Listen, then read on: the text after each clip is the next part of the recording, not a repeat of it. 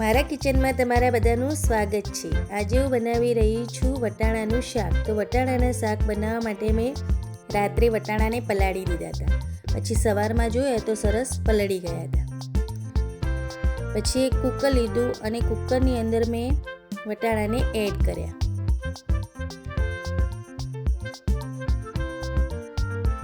એટલા વટાણા લીધા અને પાણી મેં લીધું નહીં અંદર।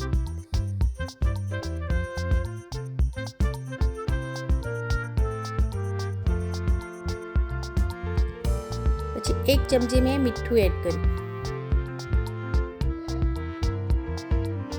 અને 1 ગ્લાસ જેટલું પાણી એડ કર્યું। આપણે વટાણા અંદર ડૂબે એટલું જ પાણી આપણે એડ કરવાનું।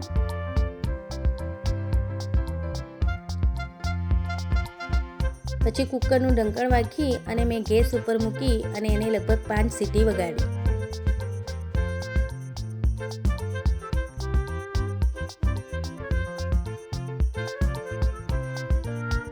પછી એક કઢાઈ લીધી અને કઢાઈની અંદર 3 ચમચી તેલ એડ કર્યું।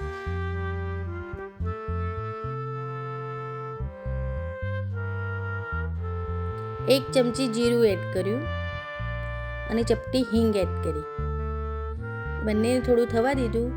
પછી 1 ચમચી લસણ એડ કર્યું, મેં અચકચરું વાટી લીધું હતું અને એને થોડી વાર થવા દીધું। સરસ લસણ થઈ ગયું પછી મેં અંદર ડુંગળી એડ કરી। ડુંગળીને પણ મેં ઝીણી ઝીણી કાપી લીધી હતી અને એને પણ મેં થવા દીધી।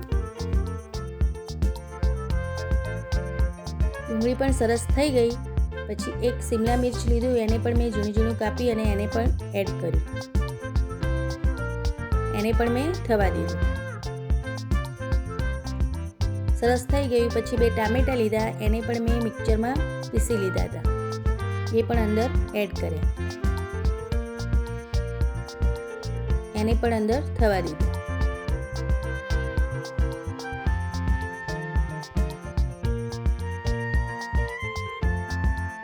પછી 1 ચમચી હળદર એડ કરી, 1 ચમચી મરચું એડ કર્યું અને 1 થી 2 ચમચી જેટલું ધાણા જીરું એડ કર્યું અને બધું જ મિક્સ કરી નાખ્યું।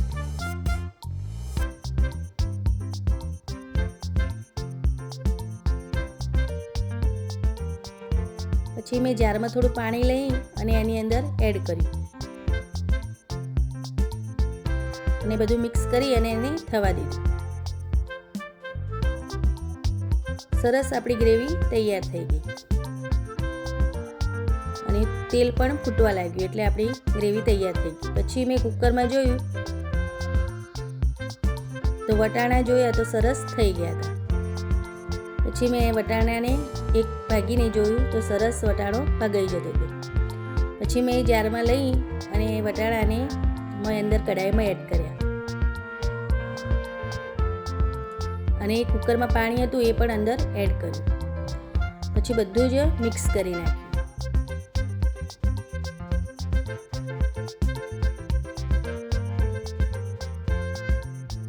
સરસ મિક્સ થઈ ગયું પછી મેં થોડું વળી અડધા ગ્લાસ જેટલું પાણી એડ કર્યું અને બધું મિક્સ કરી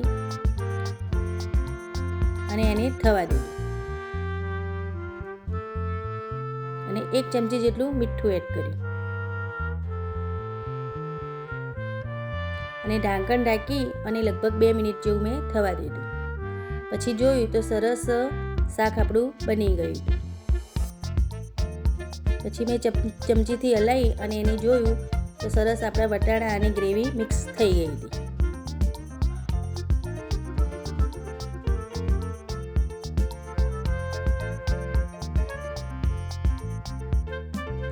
પછી મેં ગેસ બંધ કરી દીધો અને અંદર લીલા ધાણા એડ કર્યા।